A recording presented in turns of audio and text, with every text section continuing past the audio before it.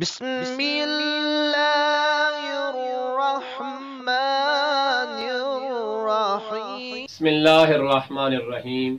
السلام علی الحسین وعلی علی ابن الحسین وعلی اولاد الحسین وعلی اصحاب الحسین علیہ الصلاۃ والسلام۔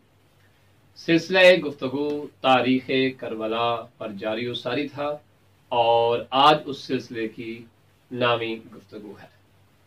ہم حالات مدینہ بیان کر رہے تھے اور گزارش کی کہ امام حسین علی مقام نے یزید کی بیعت سے صاف انکار کر دیا اور مدینہ کو ترک کرنے کا مصمم ارادہ کر لیا اور اپنا وصیت نامہ بھی لکھ کر جناب محمد حنفیہ کے حوالے کر دیا۔ اب یہاں پہ ایک سوال بنتا ہے، ویسے تو بہت سارے اصحاب رسول جو ہے وہ موجود تھے مدینہ میں، لیکن ان صحابہ نے امام حسین علیہ الصلاۃ والسلام کے ساتھ مل کر یزید کے خلاف قیام کیوں نہ کیا؟ اور آج اس 9ویں سلسلے میں ہم دو ایسے صحابیوں کا ذکر کرنے چلے ہیں کہ جو تاریخ میں مذہب عامہ میں بالخصوص اہل سنت علماء کے ہاں بڑے معتبر ہیں، جیسے کہ حضرت عبداللہ ابن عباس اور حضرت عبداللہ ابن عمر۔ یہ وہ نامور اپنے دور کے عالم مانے جاتے تھے، لیکن کیا انہوں نے امام حسین کا ساتھ کیوں نہ دیا؟ تو ان دونوں میں پہلے ہم ذکر کریں گے حضرت عبداللہ ابن عباس۔ حضرت عبداللہ ابن عباس رسول اسلام صلی اللہ علیہ وآلہ وسلم کے بڑے عظیم صحابی تھے۔ آپ امام علی علیہ الصلوۃ والسلام کے بڑے عظیم شاگرد تھے۔ جنگ صفین میں جو معاویہ ابن ابو سفیان کے ساتھ حضرت علی نے لڑی، اس میں عبداللہ ابن عباس جو تھے وہ سرکار امام علی علیہ السلام کے ساتھ تھے۔ جنگ جمل میں اور جنگ صفین اور جنگ نہروان میں حضرت عبداللہ ابن عباس مولا علی علیہ السلام کے ساتھ تھے، حتیٰ کہ بعض مقامات پہ جا کر لوگوں کو یاد بھی کروایا کہ لوگوں، جس کے ساتھ تم جنگ کرنے آئے ہو وہ کوئی عام شخصیت نہیں بلکہ امیر المومنین علی ابن ابی طالب ہے، جسے اخو رسول ہونے کا شرف حاصل ہے۔ جناب عبداللہ ابن عباس کے پاس جب امام حسین وداع ہونے لگے، مدینے سے چھوڑنے لگے مدینے کو، تو گئے عبداللہ ابن عباس سے گفت و شنید کی۔ اب عبداللہ ابن عباس کہتے ہیں کہ اے فرزند رسول، آپ اسی طرح صبر کریں جس طرح ایام معاویہ میں صبر کیا تھا، شاید کوئی بہتر حکمت عملی، کوئی بہتر حل نکل آئے۔ وہاں پر امام حسین علی مقام علیہ السلام نے ارشاد فرمایا کہ اے عبداللہ ابن عباس، کیا تو یہ چاہتا ہے کہ میں یزید کی بیعت کر لوں؟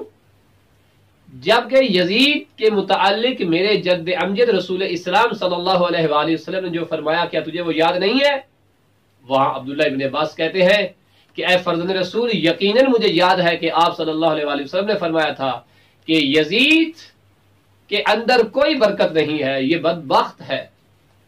کہا پھر میں کیسے یزید کی بات پہ خاموش ہو جاؤں؟ کیا میرا موقف تمہارے اوپر واضح نہیں ہے؟ کیا اے عبداللہ ابن عباس تو نہیں سمجھتا کہ مجھے یزید کی بیعت کرنی چاہیے یا اس کے خلاف خروج کرنا چاہیے؟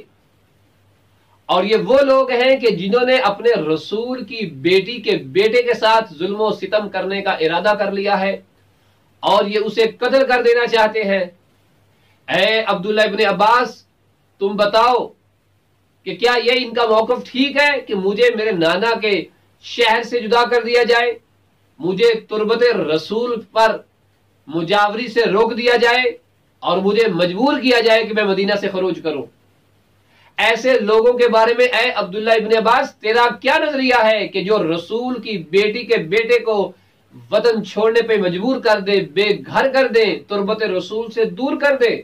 اے عبداللہ ابن عباس، تو کیا کہتا ہے ایسے لوگوں کے بارے میں کہ جو رسول کی بیٹی فاطمہ زہرا کے بیٹے کو قتل کرنے کا ارادہ رکھتے ہوں اور انہیں ان کے اوپر ظلم و ستم کرنے کا ارادہ رکھتے ہوں؟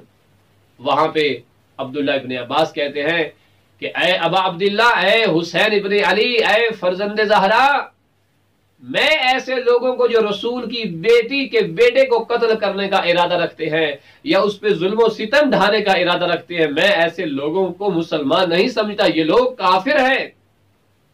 عبداللہ ابن عباس جیسی شخصیت یزید اور حامیان یزید کو کافر کہہ رہے ہیں۔ تو پتہ چلا کربلا میں امام حسین کی جنگ، نام کے مسلمان تھے، حقیقت میں یہ لوگ کافر تھے، اسلام سے خارج تھے۔ تو عبداللہ ابن عباس نے اپنا موقف دیتے ہوئے کہا کہ اے ابا عبداللہ، میرا دل چاہتا ہے کہ میں آپ کی نصرت کروں، اور جب تک میرے بازوؤں میں طاقت رہے میں آپ کی نصرت میں تلوار چلاتا رہا۔ یہ تھا وہ موقف جو عبداللہ ابن عباس نے امام حسین علیہ مقام علیہ السلام کے سامنے پیش کیا، یزید کے بارے میں اور آپ کی محبت اور آپ کی نصرت کے بارے میں۔ انشاءاللہ یہ سلسلہ گفتگو جاری و ساری رہے گا۔ ہم اس گفتگو کا جو 10واں حصہ ہوگا اس میں بتائیں گے کہ عبداللہ ابن عمر نے یزید کی بیعت کی یا نہیں کی، یا امام کو وہ کیا مشورہ دینے آیا۔ وصلی اللہ علی محمد وآل محمد۔